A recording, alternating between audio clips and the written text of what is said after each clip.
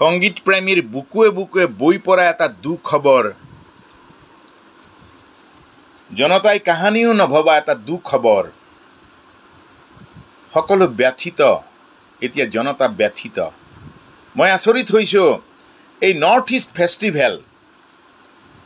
East ফেষ্টিভেলৰ গুৰি ধৰোঁতা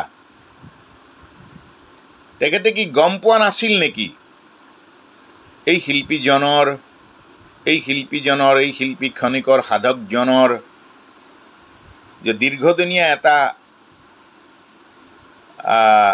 ৰোগত আক্ৰান্ত এই ব্যক্তিজনক কেনেধৰণেৰে কেয়াৰ কৰিব লাগে, কেনেধৰণেৰে প্ৰতিটো সময়ত তেওঁক হাইপাৰটেনশ্যন থকা ব্যক্তি এজনক কেনেধৰণেৰে সহায় সেৱা আগবঢ়াব লাগে তেখেতৰ খবৰ নাছিল।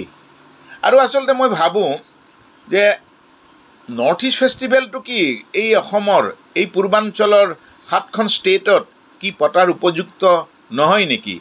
এবাৰ বাৰু অসমত পাতিছে মই জনামতে।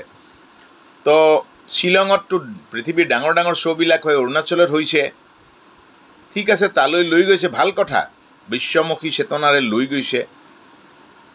কিন্তু যিয়ে ৰিপ্ৰেজেণ্ট কৰিছে দায়িত্ববোধেৰে, তেওঁৰ প্ৰতি আয়োজক সমিতিৰ সেই সচেতনতা ক'ত? কোনোতো জনতাই দেখা নাপালে। মই আচৰিত হৈছোঁ, মই দুখিত, দুখ লাগিছে।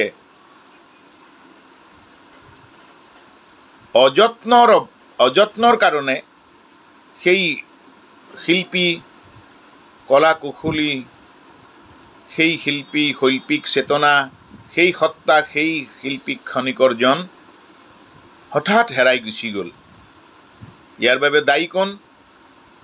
কৈফিয়ত দিব লাগিব। অসমৰ প্ৰতিজন, অসমৰে নহয়,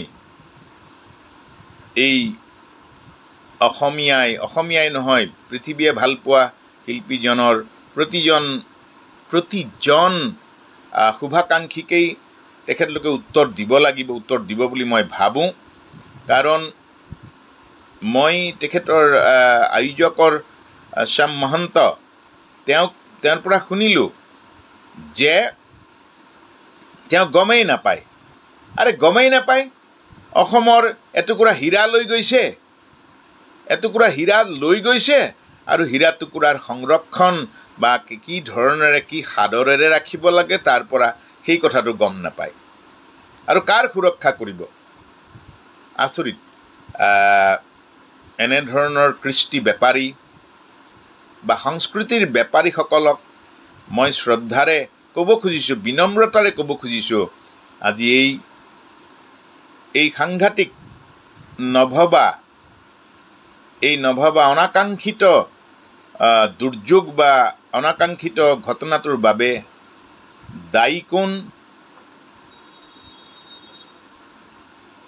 মৃত্যু চিৰন্তন সত্য। মৃত্যু য'ত থাকে, চৰণে নাজানে মৰণৰ ঠাই, চুচৰি বাগৰি তালৈকে যায়, সেইটো সঁচা।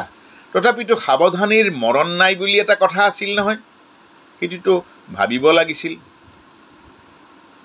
আচৰিত হৈছোঁ, উপায়হীন হৈছোঁ, বিদগ্ধ হৈছোঁ যে প্ৰজন্মৰ পৰা প্ৰজন্মলৈ ভালপোৱা, প্ৰজন্মৰ পৰা প্ৰজন্মলৈ অনন্ত পৰৰ শক্তি আৰু প্ৰেৰণা গোটোৱা, প্ৰেৰণা বিলাব পৰা,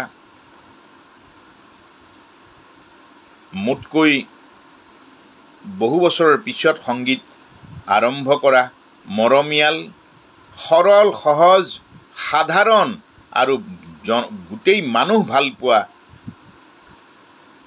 শিল্পী খনিকৰজন, তেওঁক আমি অকালতে হেৰুৱাবলগীয়া হ'ল অযত্নৰ কাৰণে। প্ৰযত্ন আমি ল'ব নোৱাৰিলোঁ বোধ হয়। ইয়াৰ উত্তৰ জনতাই বিচাৰ কৰিব। বিতৰ্কৰ কাৰণে মই এই কথাটো কোৱা নাই। মই আশা কৰিম যে মানুহৰ কাৰণে, সমাজৰ কাৰণে, প্ৰজন্মৰ কাৰণে সদায় ভাবি ভাবি শিল্প সংস্কৃতি সাধনা কৰা মানুহবিলাক সদায় অৱহেলিত হয়, সদায় ক'ৰবাত নহয় ক'ৰবাত অন্তৰত আঘাতপ্ৰাপ্ত হৈ, ক'ৰবাত নহয় ক'ৰবাত ব্যথিত হয়, ক'ৰবাত নহয় ক'ৰবাত অৱহেলিত হয়। ইয়াৰ কাৰণ অসমৰ জনতাই বিচাৰ কৰিব। ইয়াৰ উত্তৰ সকলোৱে পাব বুলি মই আশা কৰি মই এই ৰাতিখন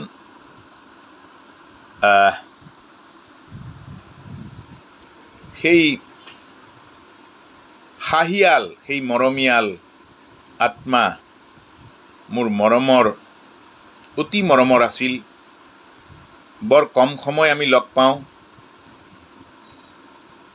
তেওঁৰ আত্মাৰ সদ্গতিৰ প্ৰাৰ্থনা জনাইছোঁ। জুবিন গাৰ্গ প্ৰজন্মৰ পৰা প্ৰজন্মলৈ, অনন্ত প্ৰজন্মলৈ বুকুৱে বুকুৱে জীয়াই থাকিব, সদায় জীয়াই থাকিব।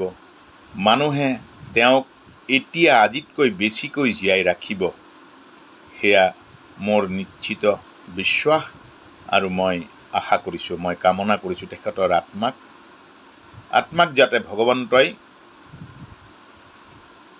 কুশলে ৰাখক। হয়, ধন্যবাদ।